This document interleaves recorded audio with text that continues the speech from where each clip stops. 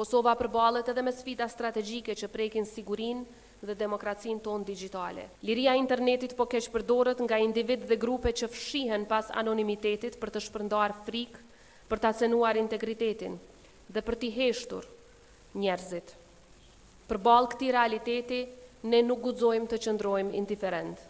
Duhet t'i mbrojmë drejtat e të gjithëve në internet me të njëjtën vendosmëri me të cilën i mbrojmë ato në jetën reale, sepse dinjiteti i tyre nuk njeh kufi në mes të botës fizike dhe asaj digjitale. Prandaj duhet ta bëjmë internetin hapësirë, ku gratë dhe vajzat tona janë të pranishme me dinjitet e jo me frikë, ku fëmijët tanë mbrohen e jo bullizohen. Na duhet një pakt i ri shoqëror për hapësirën digjitale, i cili nënkupton humanizëm, siguri dhe respekt. Sepse në qoftë se nuk bëhet kjo, atëherë fenomeni me cilin po përballemi përbën rrezik real për lirinë e internetit, sepse kërcënon jo vetëm nga abuzimet individuale, por edhe nga mungesa e rregullimit dhe vakumi etik që shpesh e karakterizon hapësirën digjitale. Të nderuar të pranishëm, Kosova përballet edhe me sfida strategjike që prekin sigurinë dhe demokracinë tonë digjitale. Ju e dini që me qenë se gjua shqipe ende nuk njihet në platformën Google, kjo nënkupton se algoritmet nuk e zbulojnë dot shpeshherë gjuhën e urrëties apo abuzimet në shqip.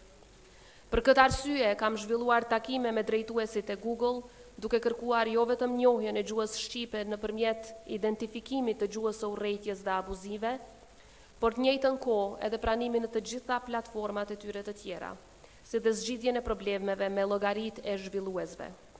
Një hap i rëndësishëm u arrit vitin e kaluar në dhjetor me antarësimin e Kosovës në platformat Amazon pas takimit që kisha me drejtuesit e kompanisë në Washington DC, si dhe me shumë kompani të tjera, të cilat do ta ndihmojnë Kosovën në platforma digjitale.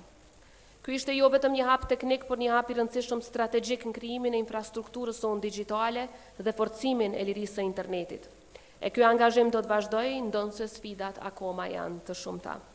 Fakti që nuk jemi ende antar në Interpol e vështirëson hetimin e shumë sulmeve kibernetike dhe dhunës online.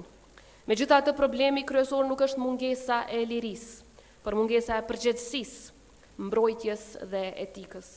Nëse duam një shoqëri më të sigurt, më të drejtë dhe më humane, atëherë duhet ta mbrojmë hapësirën digjitale me të njëjtin përkushtim me të cilin mbrojmë realitetin fizik. Sepse thirrja për dhunë, thirrja për vrasje, thirrja për dhunim, abuzimi e bullizimi nuk janë liri e shprehjes, ato janë krim. Prandaj ne së bashku duhet të ndërtojmë një ekosistem digjital shumë më të sigurt. Liria vërtet fillon me fjalën, por civilizimi vërtet fillon me mënyrën se si e përdorim atë. Prandaj le ta mbrojmë internetin si hapësirën tonë të përbashkët, sepse vetëm kësaj mbrojmë njëkohësisht edhe dinjitetin e njëri tjetrit. Ju falenderoj.